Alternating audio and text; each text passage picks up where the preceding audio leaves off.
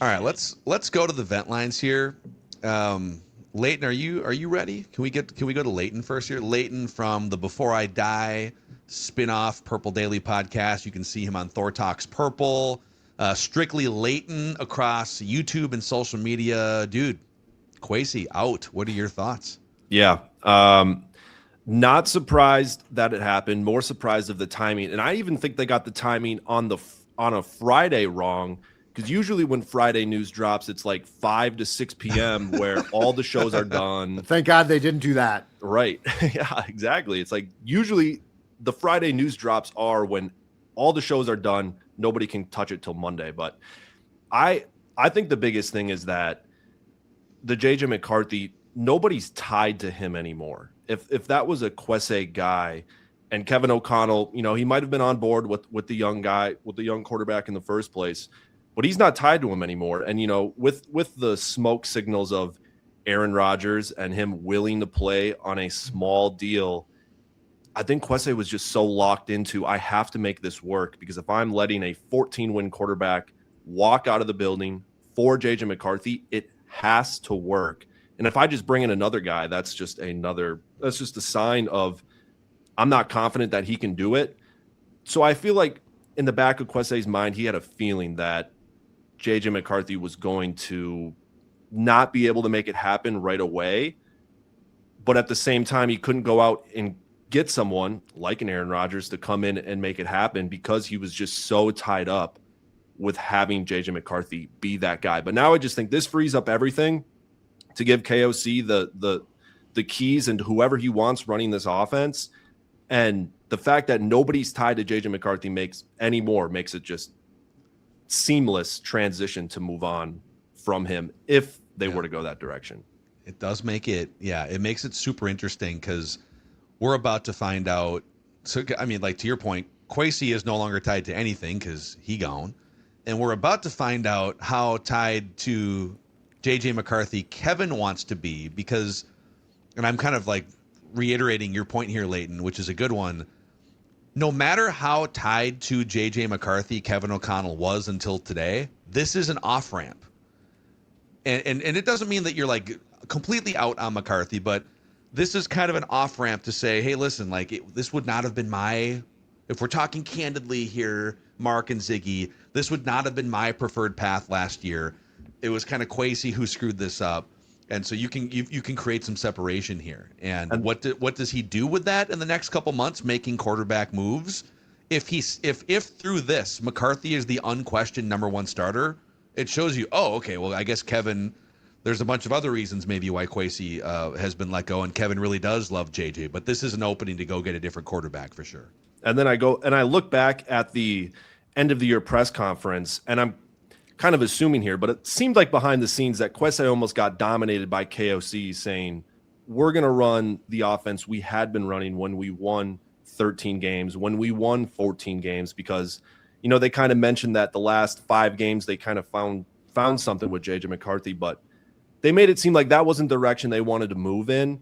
And it almost seemed like Kwesi kind of got stepped on a little bit with Kevin O'Connell saying, we're not going to be running that offense with JJ McCarthy the way we did it towards the end of the year, and we need to figure out how to run my system and my scheme that has, I guess, worked. I mean, they've won 13 and 14 games. Whether that's the winning recipe for winning late in the season, who knows? But he has had success with it. Yeah.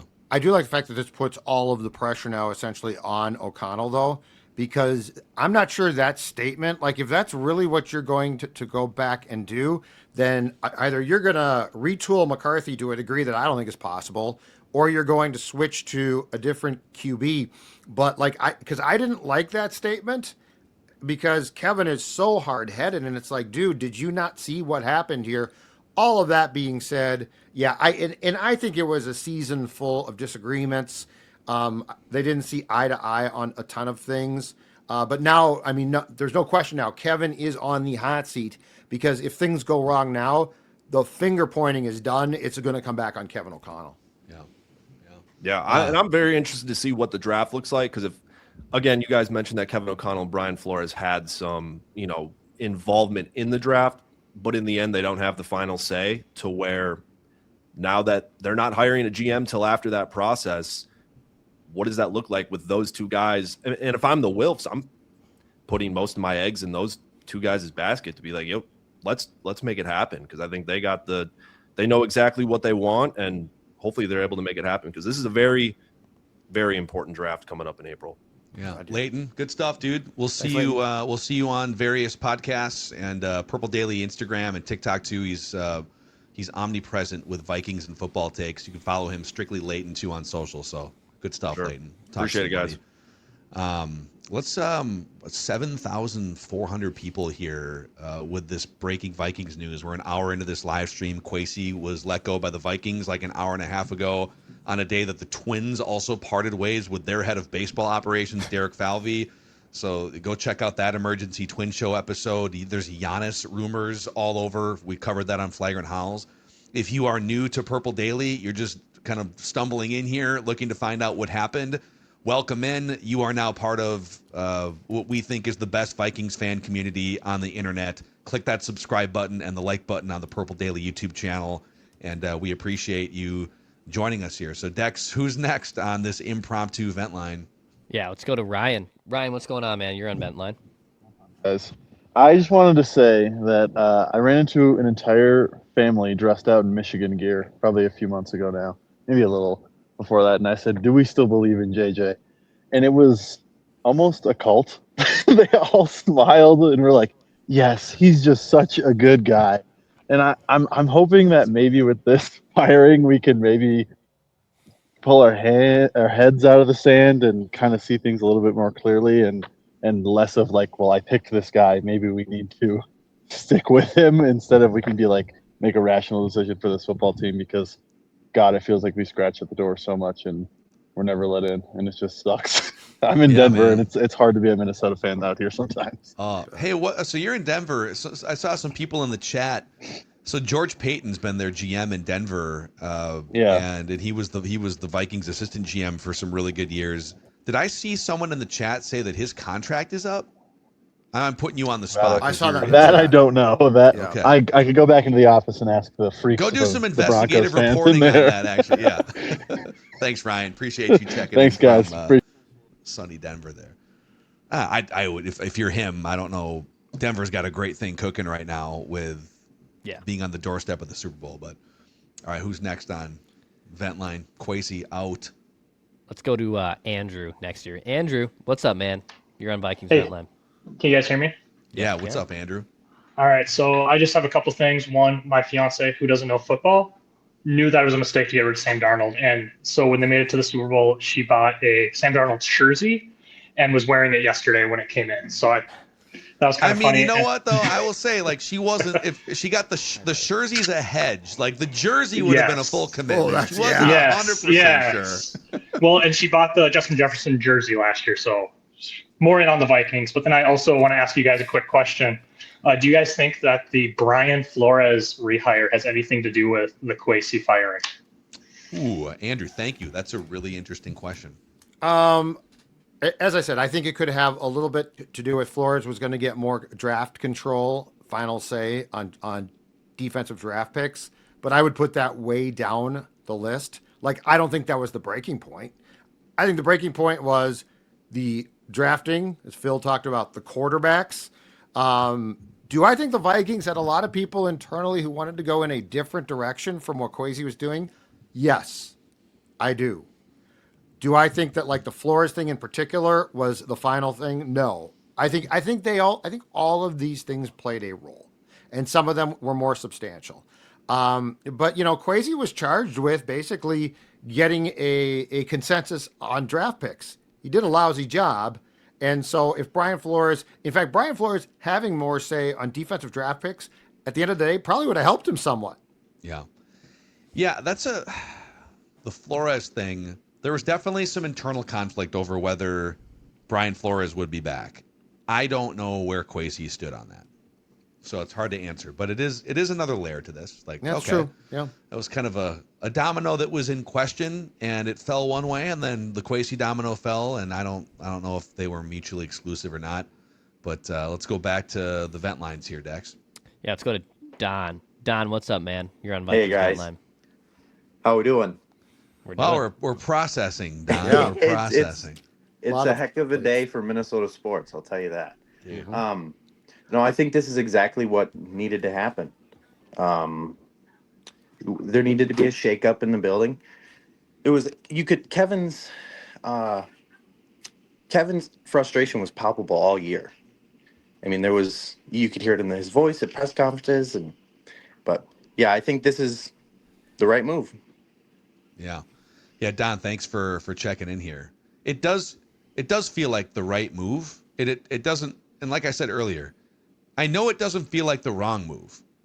Yeah. It doesn't feel like there's a huge risk in, like, if I could bring our Timberwolves friends in here for a second, like the Giannis trade stuff.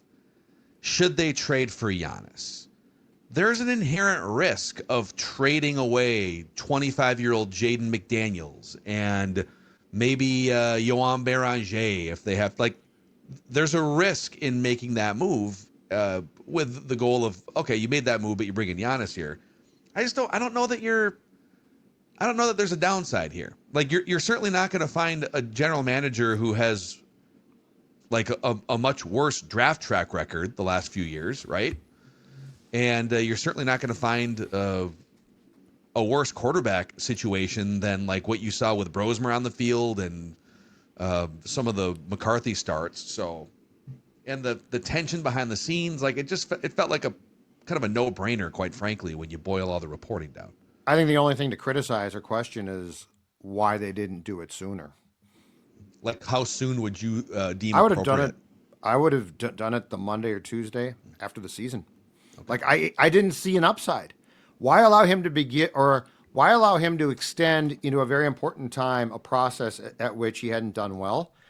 If there was this tension, let's break it up. Like if it was, there's a difference between having creative tension that actually helps and just friction. And this was more friction.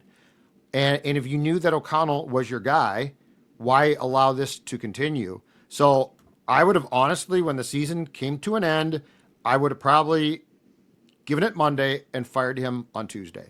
Yeah. And at least then he's not at the senior. Like, I just don't understand what was he doing here. He clearly didn't do something between now and then that got him fired, I don't think. So I would have fired him on that Tuesday. But to your greater point of, like, was there something he did so well that you're going to miss it? The answer is no. Back to the vent lines, Dex. Who do we got next year? Yeah, let's go to Henry. Henry, what's up, man? You're on vent line. What's going on, guys? Yeah, I think I really wanted to like Kwesi. I think he has a decent personality, and I think that's why he did well in free agency. But you just can't excuse the draft misses. I think he tried to big brain stuff a little bit too much, probably a little too smart for his own good. The one thing I'm interested in is, so I live in Cincinnati, and I'm curious what You do? I do. Oh, And Can you get Joe in tell your us car? more. Yeah. well, so two things. One, I think Bengals fans would rather have Ohio invade Minnesota than give us Joe Burrow. But then the other side of it is their front office is so inept they still might do it. I would want to know what Rob Brzezinski's relationship is with Duke Tobin. They're both people that have been with their teams for over 20 years. I wonder if they know each other just, through league circles. I'd be curious if giving Brzezinski power over the next few months has anything to do with anything like that. So, Yeah, Henry Wow. on the ground in Cincinnati. Yeah. Okay, here's the thing. You take a potato bag, you go find Joe, you put him in the bag, in the Burlap trunk. sack. Make sure that there's holes in the trunk so he can breathe, because we do not want to kill him. And in the burlap bag. Right? Just And in the burlap bag, breathable. and then drive him here. I don't know. You might he's such a weird guy. He's like, hey, Joe, do you want to get in this car and just go to Minnesota? And I feel like he'd be like, okay.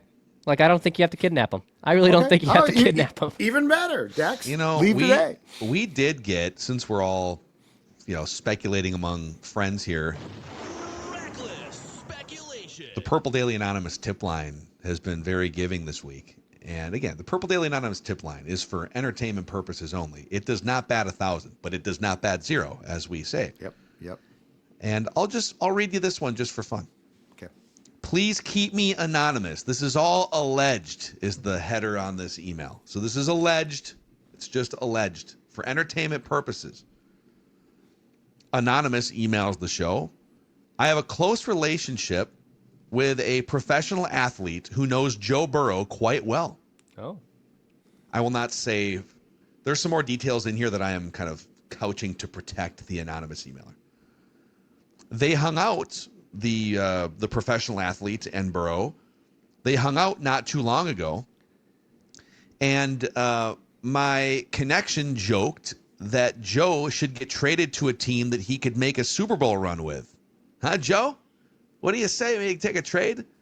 Joe smiled back and said, "We'll see," in a way, according to my connection, that shows someone is not entirely telling the truth. Like, oh, we'll see, huh? When my connection pressed him on it, Joe said, "I've always wanted to play with Justin Jefferson." We know how close Jefferson and Burrow were at LSU. And another teammate from that team, Jay Ward, is also on the Vikings. Wow. The Vikings would never trade Jefferson unless he wanted out. But what about a Joe Burrow trade to the Vikings? I know it's been speculated already. And then kind of goes on to explain how many picks it would take. But that's just an anonymous emailer. A connection of Joe Burrow. Little joking around about maybe playing for the Minnesota Vikings. And don't forget, Joe, as a young man, the picture at that party with a 84 Randy Moss Vikings jersey on. Now he's playing with Jefferson. It'll never happen, though. It'll never. It can't ever happen. Okay, back to the vent lines here as we process I always love that one. the Vikings firing Kwesi Adofo-Mensah earlier today. Yeah, let's go to Derek next year. Hey, Derek, what's going on? Great stash. What's up, buddy? Hey, you too. Can you hear me good? Yes. Yeah, we got you. Awesome. All right, so I can't remember exactly which game of the season it was. Minnesota versus Rams during the regular season. Do you guys remember what week that was? Like last year? Last year? It was, Late October last year. Yeah. well, there we- Okay. That's the game Darius got hurt in. that was the game where Carson Wentz pretty much had the shoulder injury. Chargers. Oh, you think it's Chargers. Oh, Chargers? Chargers? At All right, SoFi. Chargers. Yeah. All right, so you guys also mentioned too about how the Wilfs, they don't like to be embarrassed and whatnot. And I think that game itself was a prime example of where they got their mindset straight of like, we need to fire Kwesi, because that was a turning point in the season, in my opinion, where at least the Wilfs were able to see, oh, these guys clearly isn't Kwesi screwed up, because you had Wentz that was clearly hurt and in, severe pain multiple times. And it was embarrassment on national television because our whole family was watching, and, they're like, put in Brosmer, put in, whoever. And they didn't want to put in Brosmer because clearly he wasn't ready. And I think J.J. McCarthy, he was listed questionable with an ankle injury, I'm pretty sure. Is that right? Ankle injury? Yeah. He still was dealing with the he was ankle. out. Yeah. So they didn't want to put in J.J. McCarthy because he was, questioned with the ankle injury, but it could have also been a protective blanket on J.J. McCarthy by also, he's just not ready. But they weren't going to say that to the public. So at that point, it was clear as day to the public that they don't have a plan whatsoever. And whatever plan they did have totally got debunked. And now you're putting a player's health at risk and his career probably. And how can you get not more embarrassed than that? That's my biggest point, I would say. And I think Derek, at that point, the Wolves probably had their mindset made up at that point in the season. Yeah, thanks for jumping in here. I mean, the Brosmer thing, and I'm not trying to pick on Brosmer, and maybe he winds up becoming a viable backup or something going forward. But like that dude was, if you ranked all of the games you've seen in the NFL and the least ready quarterbacks to perform their job, that is very high up on the list. The games that he went out there, and some of that's on the coaching staff, and hey, listen, he's on the team, and it was decided he was going to be within striking distance of playing. But also, like, Kwesi owns the 53-man roster decisions too. So how did they get to a point where that dude the tires were being pumped and he looked that bad in the 2 or 3 games he played? It's just a black mark. much like the handoff from Howell, who got traded to Philly at the end of training camp, to Wentz, who had to play, and then he got hurt, to Brosmer, the entire backup QB situation was bungled. Now, I disagree, though, that, like, I think that game played a role. But again, if that was, like, the game that got him fired, you pull the plug right after the regular season. Like then you just don't wait. So, yes, I think that played a role. Yes, that was embarrassing. And yes, the backup quarterback situation was screwed up 6 ways to Sunday. But I don't think we're sitting here in late January talking about this if, like, that was the game where they said he's gone. Yep.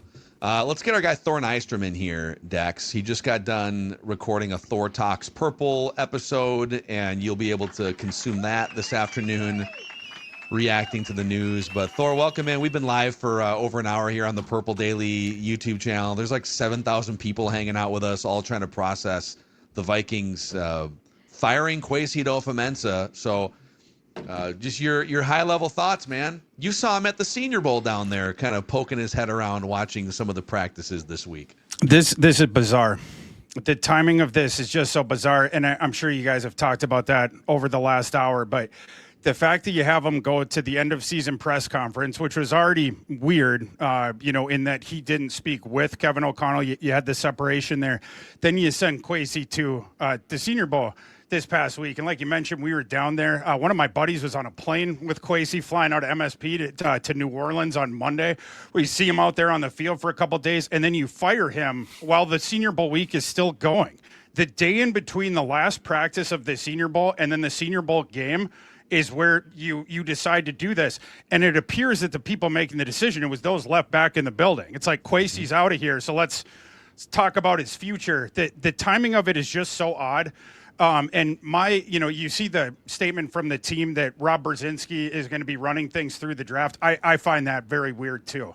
So you've made this sort of knee-jerk decision that this unorthodox timeline, where it's not right after the season, does not seem to be following a usual kind of review process where you would have had a new GM for the postseason presser. With how long they put that thing off, you had time to go through a GM search and potentially present your new one. The Vikings believed that Kwesi on that day was going to be the GM. And I imagine when they sent him on a flight that the team had paid for, that they expected him to be the GM earlier this week when he gets down to the Senior Bowl. So what happened here over the last 3 days?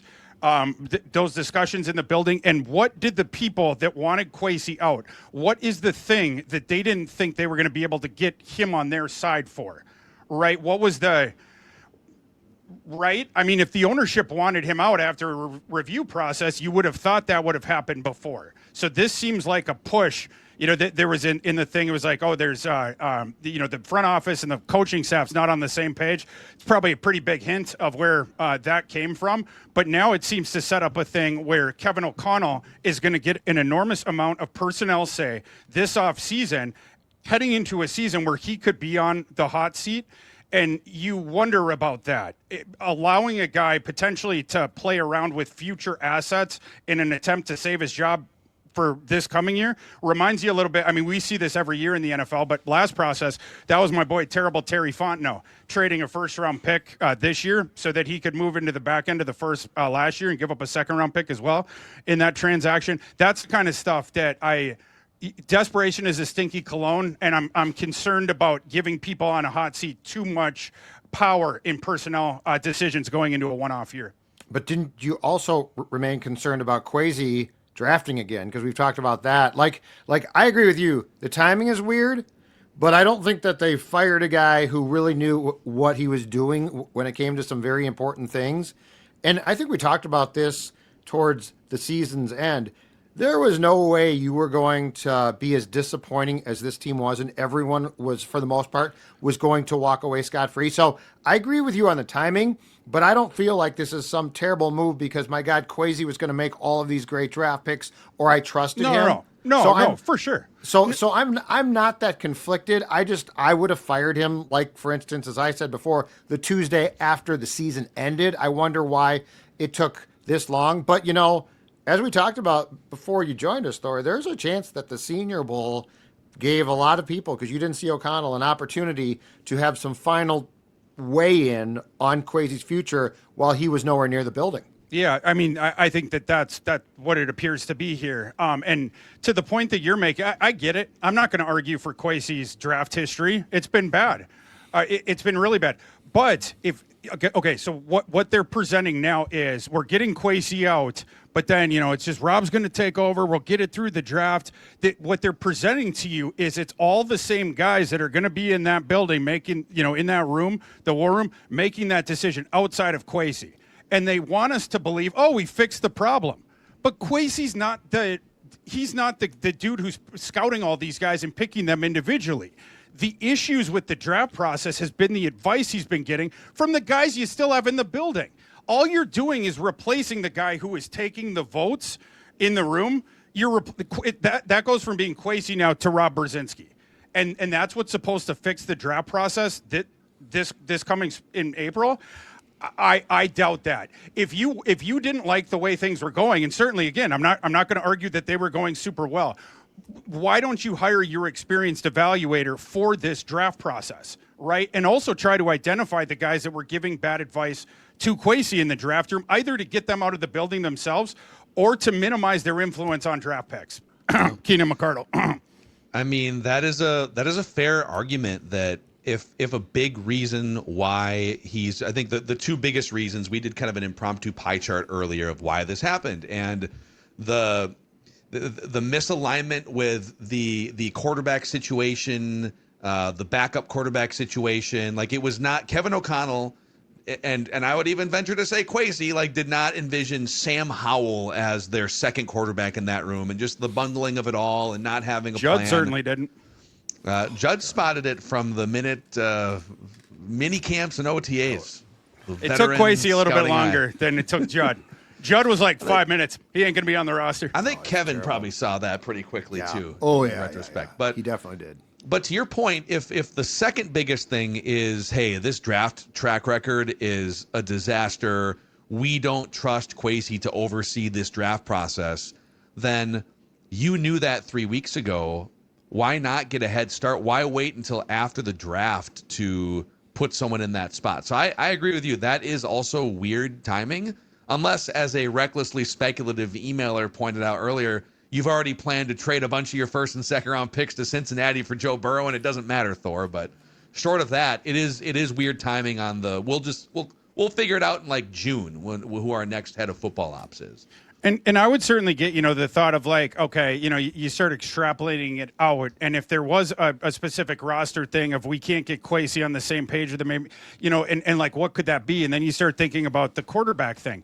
But if it's a big quarterback transaction, I just don't know where you're going to turn. The Chargers aren't going to trade you Herbert. The Ravens are not going to trade Lamar Jackson. And I do not believe the Joe Burrow thing can happen. Joe Burrow is represented by the same agent that J.J. McCarthy is, and that agent has had friction with the Vikings in the past. You think he's going to help facilitate that transaction? Why would he? All parties would have to want it for him to have any incentive, whatsoever. I don't see that one happening. And so then, where do you turn? There's not many free agent quarterbacks. There's only the one in the draft that can start right away. So I'm just really confused on this thing from a bunch of different angles. Unless there's something out there that we haven't heard yet. We have another person to add to the party here. You're ready, right? You're not on an agent call? Okay, thumbs up there. Jeremiah Sirles. Hello, from the O-line committee. Jumping in, man. Hello. What's up, Jay? How's everyone's Friday? Can you bump your mic absolutely. up a little bit? I can always do anything Look for at you, that. Phil. There we go. Listen, happy Friday, everyone. Isn't this how we all wanted to spend our Friday I afternoons? took the day off, Jeremiah. I was in the golf simulators. I was a third of a high noon in, and then all hell broke loose. Then you chugged it, and then you moved your way and I came over here. That's what I did. So, I don't know, your thoughts. Kwesi fired by the Vikings today. I mean, listen to what you were talking about there right before I jumped on here. It's. Oh, by the way, Thor Nystrom, Jeremiah Sirles. I don't think you've ever been on Jeremiah. a podcast together. Hi, Thor. How are you? Love your work. But when I was talking, listening, this is 100% a coup, and I am convinced. Yeah. This was Kevin O'Connell got B-Flow back, and B-Flow and him said, we can do this. We can do it better. We can go forth and conquer. See you, bud. And now if I'm the Wilfs, I can understand it because I can go, okay, you make the decisions. You make the decisions. You make everything up to you, and either you're going to crush it and you're going to be here for a long time, or snippity snippity snap, I'll see you on somebody else's roster in 2027. Correct. I mean, and that comes back to Jay. I was telling these guys before that there have been some rumblings, unconfirmed, but I will toss it out to you, that part of the deal of Brian Flores coming back on a huge contract. Like he's not your typical DC right now. Incredibly well paid, but part of it was that O'Connell and Brian Flores would get more personnel say in the draft. And so it makes sense. And it also makes sense, like this is a terrible thing to think, but this is the National Football League, so I'm very comfortable thinking it's true, that you would have sent Kwesi to the Senior Bowl to put the final, to stab him for the last time when he's not there. This basically is the football version of a mafia hit, I think. Yeah. I mean, That's what It's it good, feels fellas. like. here's my biggest thing, and maybe this is just the agent piece in me. The draft thing is what it is. Like, I'm not too concerned about not having it like a head GM in the draft. I think, the scouts, they've been there. Shilaton's been there forever. He does a fantastic job.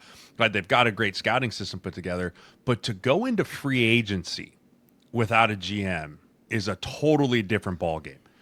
That, for me, is the more alarming thing of what's going to happen here in 4 weeks at the Combine, what's going to happen in mid-March. Now you're talking Kevin O'Connell, and now you're talking that Brzezinski is going to have to figure out how to get yourself under this cap and have those uncomfortable conversations with the agents of, hey, your player needs to take a pay cut, or, hey, we need to release your player. Like, those type of things are the GM's role and the GM's job to communicate with guys like me. Are those now conversations that Kevin O'Connell and Brian Flores are having? Like, that's the bigger problem. Well, I think the free agency thing without a GM is a way bigger issue than the draft without a GM. I'm glad you brought this up because it reminds me, Judd and Dex, remember we on one of our episodes last March or April, like kind of once the first and second wave of free agency had started to play out, and our guy Doogie from Channel 5 came on and said, hey, just like talking to some agents around the league and even some people in other front offices, it was Kevin O'Connell at the Combine and Kevin O'Connell like even leading up to free agency that was driving a lot of meetings last year. And it made some people wonder around the league, is Kevin like running their free agency? That's right. He's like super front and center and running some of these meetings with prospective free agents. And it was something to note a year ago that, oh, okay, I guess, I don't know, is this like Kwesi just kind of empowering him to do this? Is it the Wilfs He was empower sick, him? right?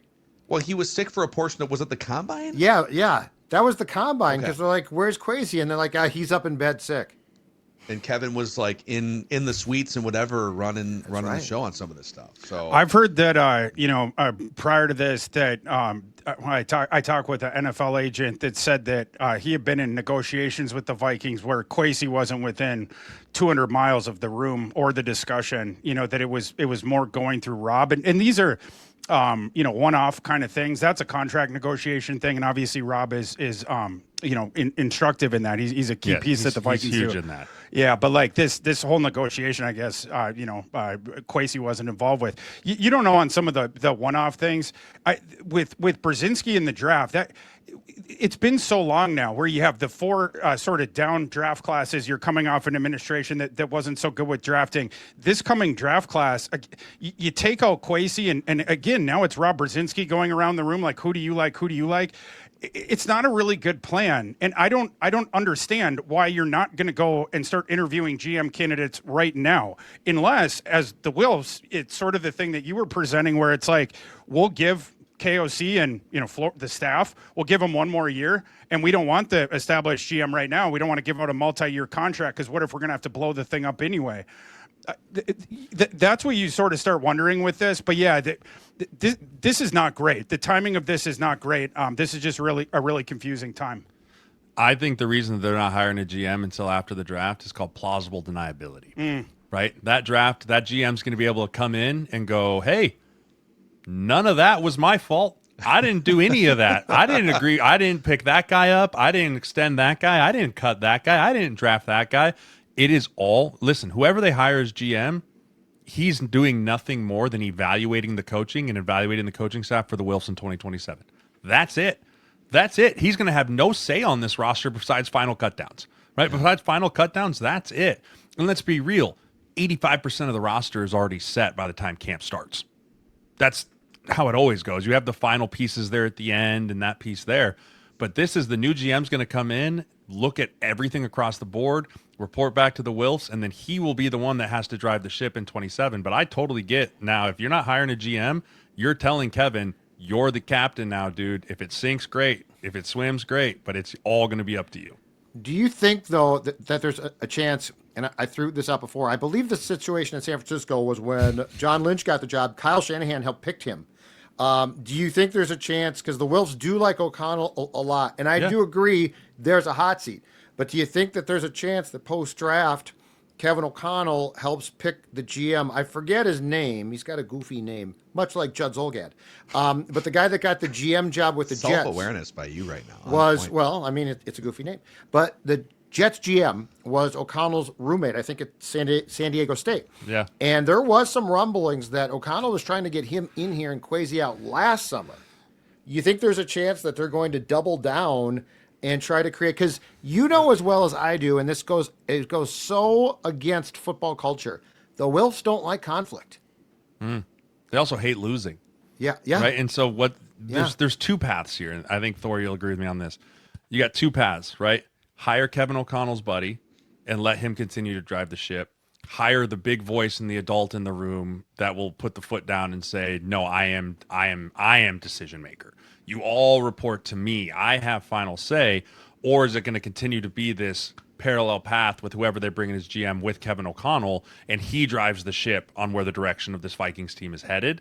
I think those are really the only two options here, and they'll be just very telling over who they hire post-draft. Yeah, and it's just kind of odd. You go through where this over the next 3 months here, it seems like you're going to give all the power to the guy that you're going to put on the hot seat for next year. But then, you think about the next candidate, and there's already been reporting of like, this time the Vikings are going to go the other way, and they had the analytics guy and the guy, but this time they're going to go with the old school kind of a guy and the scouting. So now we're going to go back to a Rick Spielman kind of a guy. But my question is, if that's been decided or that's what you're thinking right now, why not start interviewing those guys now? Unless it's, again, putting all the eggs in the O'Connell basket. You get it for one off season. This is what you wanted. If you want it, you get it. But then next year, your job is on the line. It just seems really odd. Seems really odd. Listen, we can debate on this all day long. It's going to come down to who's throwing the freaking football next year. Like, let's not mistake ourselves about whatever happens next year, whether it's good or bad, will all depend on who throws the football. Is it going to be Kyler Murray? Is it going to be Kirk Cousins? Is it going to be J.J. McCarthy? Is it going to be Mac Jones? Whoever it's going to be will fully determine on whether this makes sense or not next year.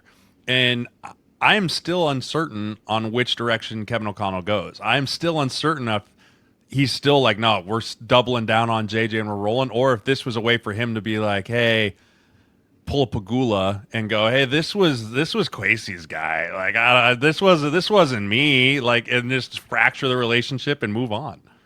I don't know if you guys saw this, but Diana Rossini reported before, and there was she had 3 bullet points of what led to this. Bad drafting by Kwesi. Then it was cited the Daniel Jones thing and what went wonky with that. And then the last one she tosses out was the Rodgers thing last offseason. What I found so interesting about that was Rossini and her team themselves had reported last spring that Kevin O'Connell was the one that was making the quarterback decisions for the organization. Right. And so now I would really love to know, what are they? Maybe that's Kwesi calling in right now to give me the full story. Who is on what side of that? Right. Yeah. And of course you want to know that, because now, what is this new? Are these new decision makers who have this power? Are they going to push for right now? But yeah, it's pretty fascinating when you think about the quarterback position to Jeremiah's point. That's all. It's all this comes down to. I mean, it 100%. And I think this was a tad emotional by the Wilf family. Right, a little bit emotional. Seeing Darnold in the Super Bowl is embarrassing. It's embarrassing, but at the same time, the timing of it to me feels like B-Flow got figured out. Kevin got his right hand back. Hey, we can do this better. We don't respect him. We don't believe in him. We don't think he adds him. We don't think he adds a bunch to the pie. All of it just comes down to, I don't know, man. It's fascinating. It's going to be a mess in free agency, I feel like, because I think another reason they're waiting till post draft, and the more I think about it, is it's not a super desirable place to walk into right now. Do I want to walk into a GM role where we have no idea who my quarterback's going to be? I have $50 million over the cap. I have an extremely old roster. So the first thing I'm going to have to do as new GM is walk in and go, "Hi, Wilfs. Can I have a check for $50 million so I can, restructure a bunch of these guys and move?" Like, post-draft, all that's been settled, all that's been taken care of, and you truly can let a GM come in post-draft and usher his structure, his vision, his role, as long as it's not Kevin O'Connell's buddy. Yeah. Hey, Jeremiah, thanks for jumping in here. You got this is the thick of it for agent season, and so we appreciate you. You can find more of Jeremiah on O-Line Committee, where we're pumping out multiple podcasts a week, film breakdowns. And Thor, dude, thanks for jumping in as well on this crazy day. Thor Talks Purple, you guys, I think that's up now, or it's going to be pretty soon here. You and Jason Harmon reacting to this. Wait, you're welcome to hang out with us still, Thor. I will cut Jeremiah loose because he's got agent things to do. But Jay, we'll see you on O-Line Committee next week, buddy. Yeah, have fun, boys. Happy Friday. All right. You too. Thanks, Jeremiah. And Thor, if you have to bounce. If you want to hang. But we do want to go through and get back to some fans here that are waiting. This impromptu Vikings vent line has broken out as well. Over 7,000 of you still hanging out live on the Purple Daily YouTube channel. If you haven't, maybe you're new and you were looking for some new Vikings content today or this week, welcome to Purple Daily. Click that subscribe button, the like button. You can find Thor Talks Purple every day on the Score North YouTube channel. Our new Football Takes podcast as well. It's youtube.com/@ScoreNorthFootballTakes. And then the O-Line Committee, the aforementioned, with Jeremiah Sirles and Alex Boone. So, Dex, who's next on Ventline as we react to Kwesi getting fired? Boys, I'll hop out and let you guys take over. But yeah, anyone else out there that wants more of my thoughts on the Kwesi firing, Jason and I went live, or not live, but we recorded right after that news came out. So we got an hour on that on the Thor Talks Purple channel. Love it, dude. Awesome. All right, Thor, go mix in a water and take a breath after a crazy week. All right. I need a drink is what I need. Yeah. But yeah, I'll talk to you boys soon. What a wild day in Minnesota. Yeah. Thanks, Thor. See you, buddy. All right. We'll keep it live here, man. We'll keep it live here on the Purple Daily YouTube channel. Let's go to Dylan next year. Dylan, what's Hi. up, man? What is up, guys? What's up, dude? You have no idea how big of a fan I am of you guys. Me and my wife went up to Minnesota for the first time ever on Christmas. It was a big gift of hers to me. I got diagnosed with cancer in September, leukemia, and she was like, "Hey, since we're beating that, we're going to go ahead and go to Minneapolis." And she got me tickets to the Timberwolves game. And so Nice. when we went up there, I told her I made a list of all the places you guys sponsor on your show, like Mystic Lakes and all those places. And I was like, "Honey, we got to go to all these places because they say it's so cool." And I was like, "Okay, well, they are pretty sweet, man." I went to a lot of the places y'all talk about. So thank you, man. Thank you. Yeah, for sure, guys. And dude, good luck to you. So you said are you recovering, or what's your status right now? Well, my hair's growing back, so I still do treatment. Yeah, so it's no big deal. I tell people all the time, man, if you're battling with cancer, if you got anybody that is, just know that cancer can't take anything from you mentally unless you let it. So you got to stay positive, those kinds of things, and it helps to watch you guys. So I have some takes if you guys are ready for them. Always, Dylan. Let's hear them, dude. All right, Judd, I've got I know you put a lot of blame on KOC. I want to talk a little bit about that because from our perspective, and I'm going to talk a little bit about a couple teams, with what happened at Atlanta with Kirk Cousins, people look at that and they say, "Oh man, Kirk sucks." Well, what we know as football fans is that Kirk is really, really good, top 6 in the country, in history in play action passes.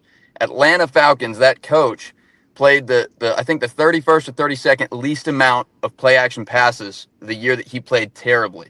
And so what people blame that on is, "Oh man, well, hey, Kirk, that was on him." But with JJ McCarthy, 21, 22 years old kid, I'm 26. So, I'm kind of there. I'm not going to say I'm young, but with that, we talk about that and we say, well, it's KOC's fault that he's falling behind. And I see that because he's young, but also with KOC just coming off of a record year, turning around a franchise with Sam Darnold. He did great with Kirk Cousins. And then we get him a super young quarterback. And when that young quarterback plays, below par, we're going to say, hey, KOC, this is on you. I don't know if that's completely fair. I would like to blame a lot of it on KOC. But lack of run game, that's crazy. We have Aaron Jones. The guy's a dog. He's been a dog since I've been watching football. And so, what is your take on that? How would you compare how people's perception with KOC and JJ versus Raheem Morris and Kirk Cousins? Is that more of like is it different in your opinion? It's different to me. Thank you, dude. Yeah, thank you. It's different to me because of the difference in the age and experience. So, and I thought that the last 5 games sort of proved, and McCarthy did not stay healthy. That's a whole different story. But I thought the last 5 games when KO adjusted and then talked about the fact that he didn't like adjusting, but I thought that showed that if you do adjust, if you do run more, that that you're putting McCarthy at least in a favorable position. On the Kirk Cousins thing, you know exactly what Kirk does well and what he does not. And what the Falcons did was sort of astoundingly dumb and weird. But I think we're just talking about 2 also different QBs here, because one's a veteran who's been around for a long time, and one is a kid who you have to help him out some. And look, McCarthy was at fault too. I feel like it's like I've turned into a McCarthy defender. He doesn't get full defense from me. There were things he did that were just flat out dumb. But that being said, I thought the last 5 games sort of showed that when KO bent a little bit, it definitely made a difference. Yeah. By the way, Mark Wilf is speaking right now, and we will relay you any important quotes and anecdotes from this. It's like a Zoom press conference. The most important thing right out of the gate, there will be no further personnel moves in that front office at this time. So it's Kwesi, So we're not firing and Grigson? this is it. We're not firing Grigson yet, but they didn't elevate Grigson I'm gonna have to to send a that text. role. I'll send a text message to Mark right now. Okay. I will be right back. I have to use the little boy's room. Do your because thing. This is live. That's right. So I will be back in 2 seconds. Do your thing. All I right. hope it's longer than 2. But Yeah, it'll be more than 2 seconds. Yeah. I lied. All right. Good luck in there, Sports Dad. Dex, who do you want to go to next? Vikings vent line reacting to the dismissal of Kwesi Adofo-Mensah here. Yeah, let's go to Sam next year. Sam, what's going on? Sam, there's some nasty feedback. Try rejoining the room or joining your phone, and we'll get back to you. Aiden, I know you're itching to get in. Aiden, Victory Monday T-shirt. Yo. What's going on, man? What's going on, boys? I Love listen to you guys every day driving to work. My girl got me this shirt for Christmas, so Dude, I just want appreciate to you. crazy day in Minnesota sports. But personally, me, I have more trust with KOC and B-Flow taking the draft in their hands. I think they're gonna get the right guys. I don't know about y'all, but I'll Yeah. let everyone else hop in because I know people are itching. But Oh, Aiden, thanks for supporting the brand and for being a regular listener and viewer. I mean, Flores knows personnel, man. Like Flores knows his scheme, his system, and they've made a lot more correct decisions on plugging in personnel than incorrect ones on the defensive side. And even on the offensive side, they've got good pieces, and I think there's a couple big things to be figured out. Like, you got to find out who your starting center is going to be. Are you going to trade Jordan Addison? But the fact that those decisions largely fall in the laps of Kevin O'Connell and Brian Flores feels kind of unprecedented, where you basically don't have a general manager until after the draft. And so free agency and draft season is going to be driven by the head coach, who might kind of be on a hot seat if the season goes awry, and Brian Flores. So just a really unique setup, I guess, to use that word. Absolutely. All right, I think our sports dad's back from the little boys' room. Good. You Gotta are be good. muted. Yeah. Gotta unmute yourself. That didn't take 2 seconds, so I Okay, good. apologize. It took longer than I thought it might. Well, I hope so. It's okay. A lot of I was coffee. hoping so. A lot of coffee. So much coffee. Let's go to David. Hey, David, what's up, man? You're on Vikings Vent Line. How you doing? Good, guys. Can you hear me? How are you? Yeah, what's up, can. David? Yep. Nice. Phil, first, I got to get this out of the way. I'm here for the Indiana Jones references and the South Park references. Good. I love Okay. it. I'm obsessed. Thank you. Sometimes I wonder, like wrestling references, did anyone get the joke that me or Declan put out? And Judd, too. Like, Judd makes the 70s TV show references that sometimes go over our heads. Yeah. No, very nice.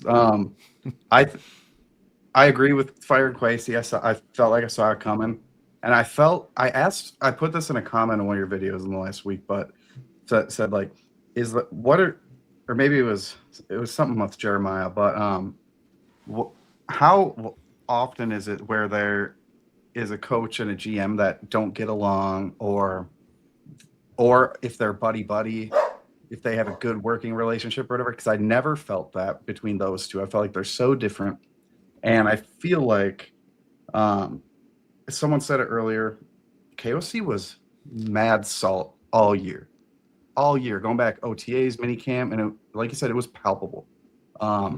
Kwesi was very not present the whole season to the public. I felt like maybe that's typical, and I don't know what how KOC feels about JJ as a player or his future.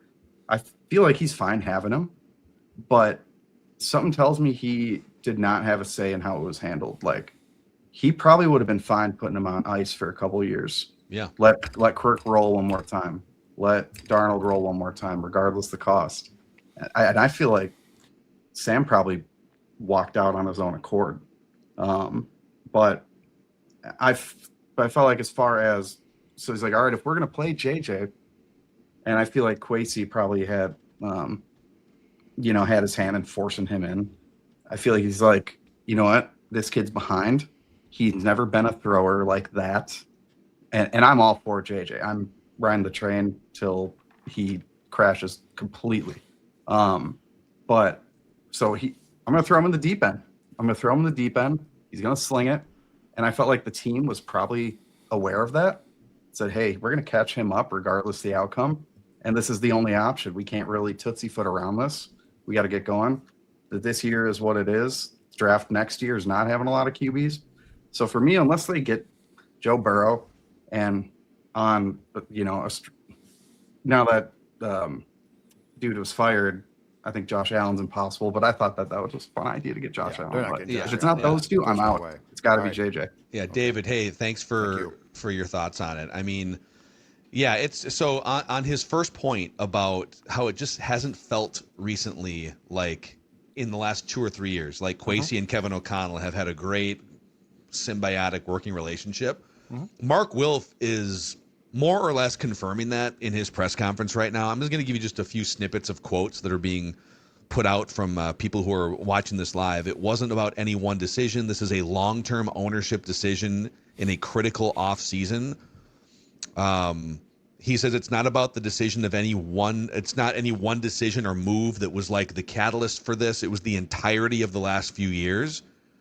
And just not being comfortable moving forward. The most important thing was getting this decision right. We like to be methodical about all of this. And where was the other one here? There was kind of an explosive, spicy one. We need to get to a better place. So kind of confirming that they were just in it wasn't like a bad place in the way that the Browns are always in a bad place, but it just sounds like behind the scenes they were in a bad place with some of these relationships and decisions. Yeah, I think it's I think what he's saying is exactly right, which is between the moves that can be blamed or were blamed on Kwesi and the working relationship between the head coach and the GM, it wasn't working. Yeah. And look, you know what, too? This is not like they hired a longtime football executive who stepped in and it didn't work. They took a chance. Like, they knew what they were doing. And it didn't work out. And I'll go back to what I said. It's partially because you can only reinvent the football wheel of the people in charge so much before people who are also in charge start to bristle. And I think that's the best way. I think the best way to put this is KOC, right or wrong, spent 2025 bristling. He became prickly. He was bristling. He wasn't happy with the direction that franchise was going. Now, can he take a complete pass on that? No, he gets some of the blame. But I think from a front office structure, he said, this is not working. This is not what I want. And I actually think those complaints go back a year, at least a year. Yeah. All right, Dex, who's next here? A little vent line action. Jacob, what's going on, man? You're on Vikings vent line. Oh, you just got to unmute yourself, Jacob, on the site. You're just muted right there. Hey. Bingo. Good afternoon, folks. Yeah, thanks for coming in, man. Long-time Vikings fan. Been a Vikings fan since the Tavares Jackson days. And we all read the tea leaves. We saw Kwesi on the way out the door. I'm hopeful that we get somebody in here that has the mindset and the good mix of the willingness to make the Odell Beckham trade like he did for the Cleveland Browns back in the day, and the draft acumen to actually have a depth that we need, right? Judd, you remind me a lot of my pops. Been a Vikings fan since the '60s and stuff. Nice. And you know, the change needed to happen. However, like it might not be. There's a lot of interesting aspects of this stuff, but I've been trying to simulate on Madden how many times we could make to the Super Bowl with this freaking setup that we got right now with JJ McCarthy, and it's not. So you haven't even been able to get there on Madden? No. Okay. What's the furthest you've gotten with this team on Madden? The divisional round. That sounds about right. Yeah. So we need big trades, and it's gonna hurt to see these guys go, but it's gonna have to happen, and hopefully we get somebody in the seat that's got the chops and well-rounded. So Jacob, hey, thanks for coming in. I love that Jacob he's like, well, it can't happen in real life, but I bet you I could simulate it in Madden. No. Couldn't get him in Madden. Not even on Madden. All right, Dex, back to the vent lines here. God, we are just like filled with amazing mustaches. Trey, Dude, what's going on? Stash season, man. What's going on, boys? Good to be back on here. Speaking of the Joe Burrow thing, I wonder what Billy G is doing right now. If we need somebody with the cojones to make a big trade like that, I think he's the guy. But what would Billy G, if Billy G was a football general manager, what would he do in the next month? Oh, he'd offer four first-round picks.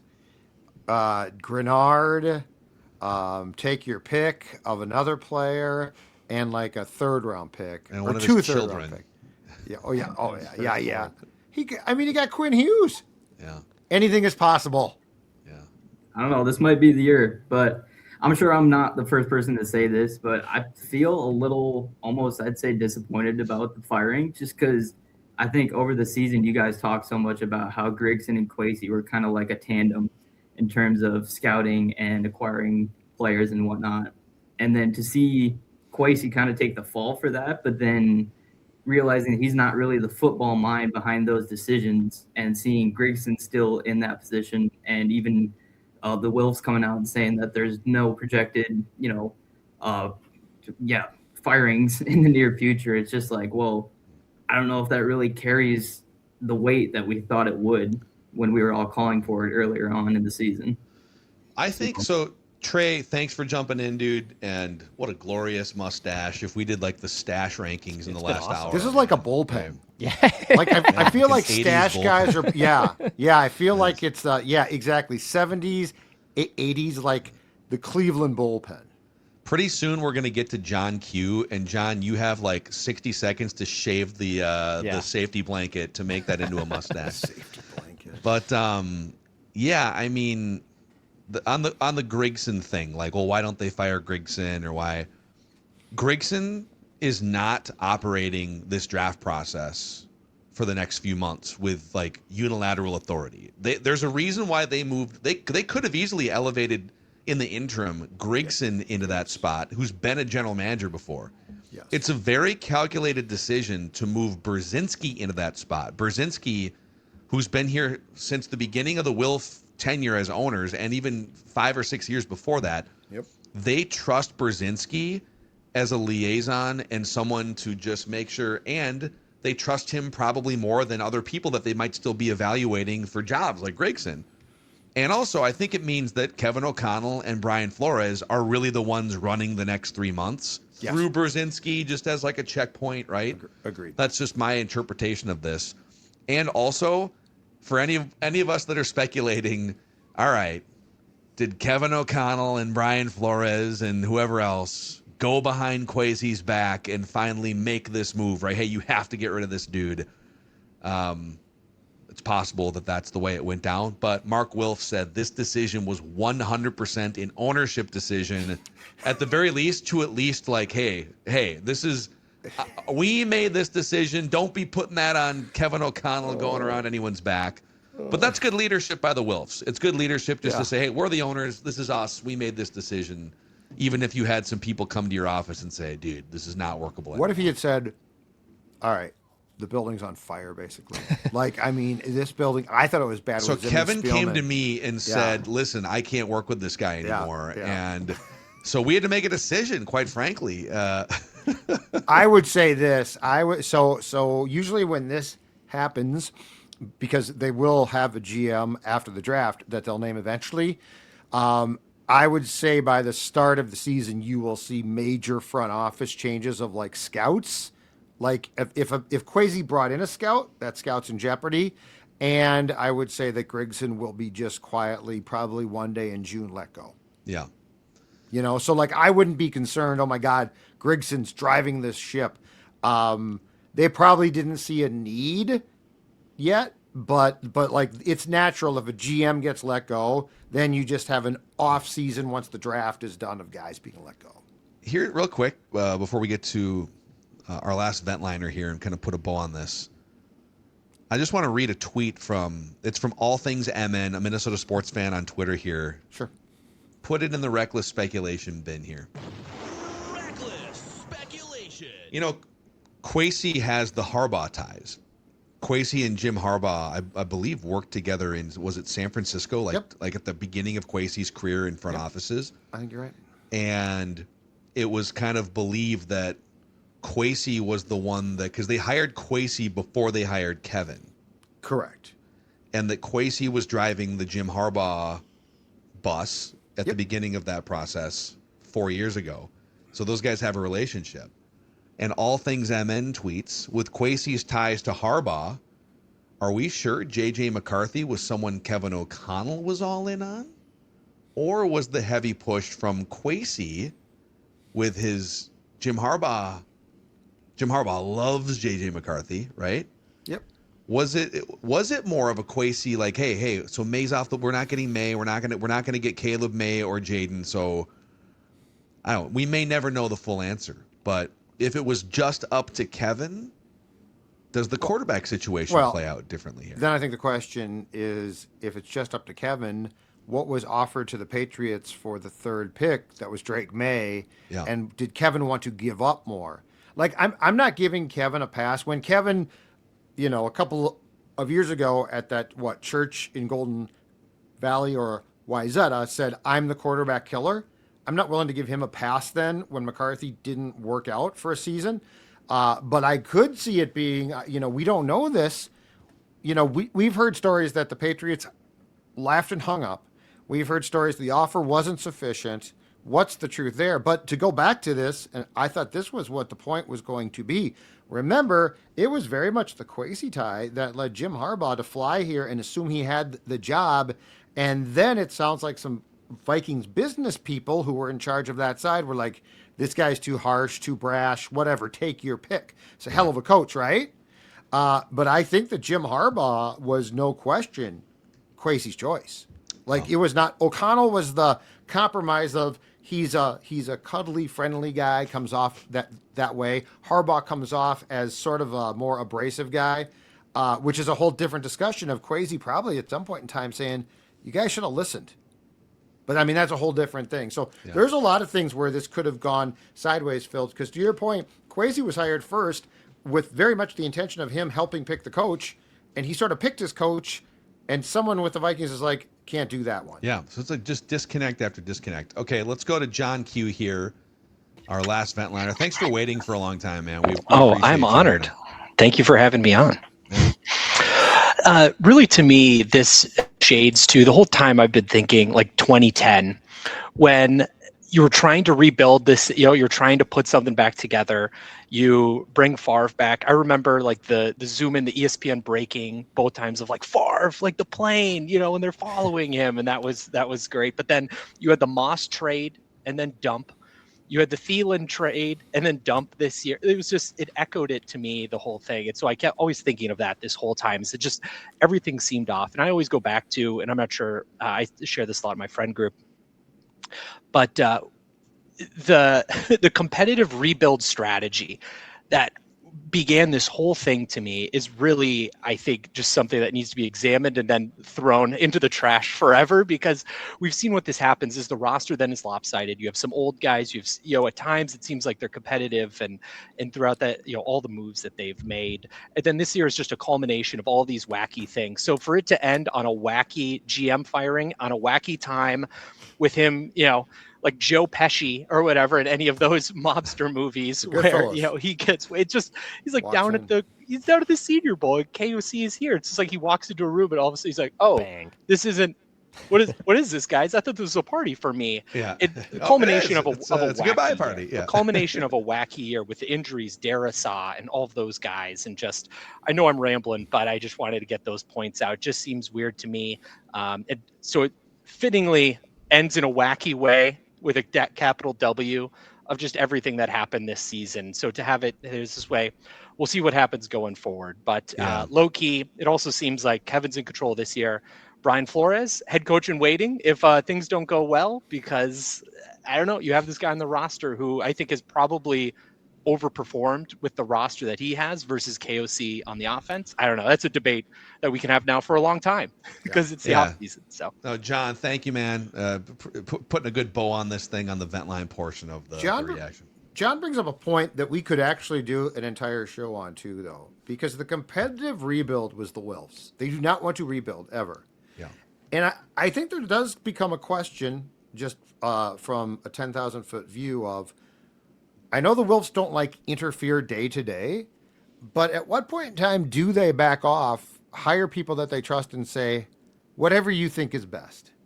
Not take Zimmer's team and win because Zimmer was a bad coach, Because and what's funny is in 2022, the competitive rebuild worked as far as 13 wins, and you got back to the playoffs.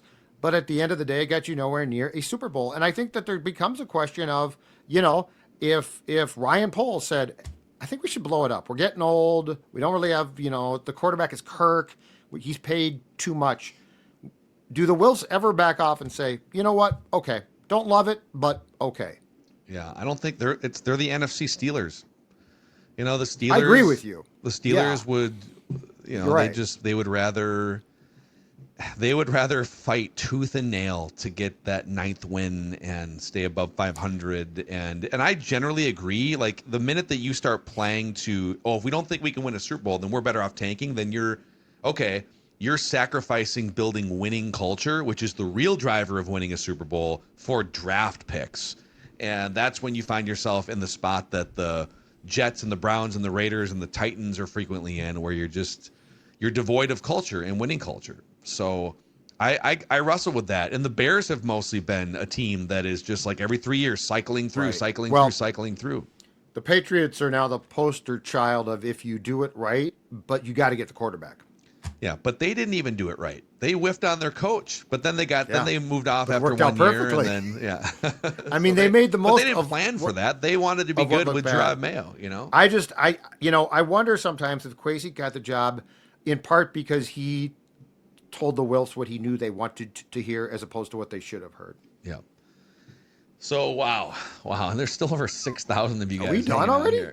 Already. It's been like a telethon. It's been great though.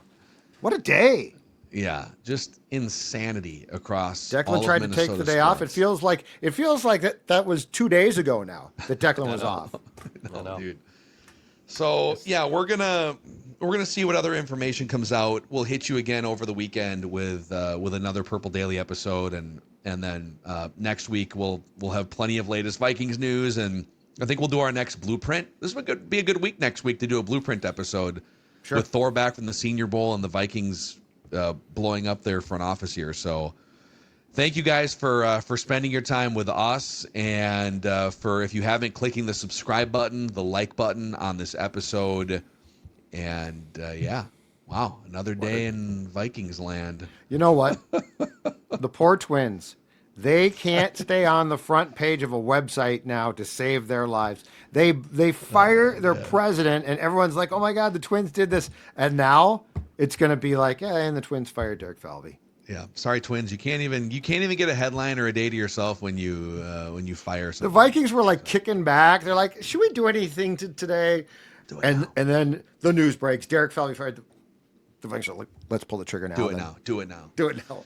Yeah. All right. For Dex, for day off Dex, have fun with the rest of your quote unquote day off. And the sports dad Judd. Thanks to Jeremiah. Thanks to Thor, Leighton, and all of you guys on Ventline. I'm Phil, and we just want the Vikings to win a Super Bowl before we die.